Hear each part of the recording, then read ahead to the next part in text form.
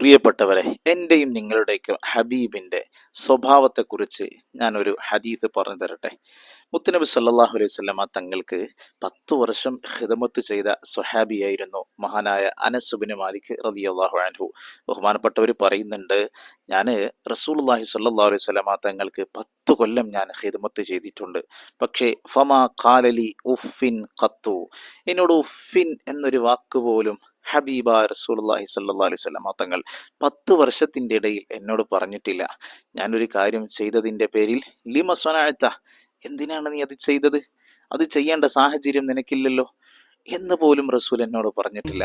ഞാൻ ഒരു കാര്യം ചെയ്യാതെ എൻ്റെ വീഴ്ച വന്നിട്ട് ഞാൻ ആ സംഭവം, ആ കാര്യം ഉപേക്ഷിച്ചതിൻ്റെ പേരിൽ എന്നോട് റസൂലെ ലിമ തറക്ത, എന്തിനാനസേ നീ അത് ഉപേക്ഷിച്ചത് എന്നോട് ചോദിച്ചില്ല.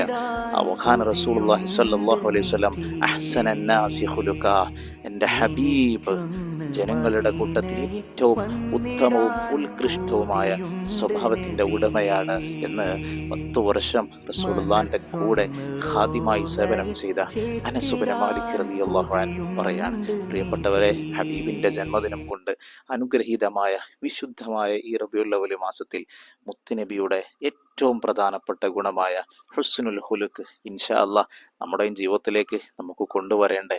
അള്ളാഹു നമുക്ക് തൗഫീഖ് തരട്ടെ. നമ്മൾ ഇടപെടുന്ന ആളുകളോടൊക്കെ ഏറ്റവും സ്നേഹത്തോടെ മര്യാദയോടുകൂടെ പെരുമാറുന്നവരാവുക നമ്മൾ. അള്ളാഹു അനുഗ്രഹിക്കട്ടെ. അസ്സലാമു അലൈക്കും വറഹ്മത്തുള്ളാഹി വബറകാതുഹു.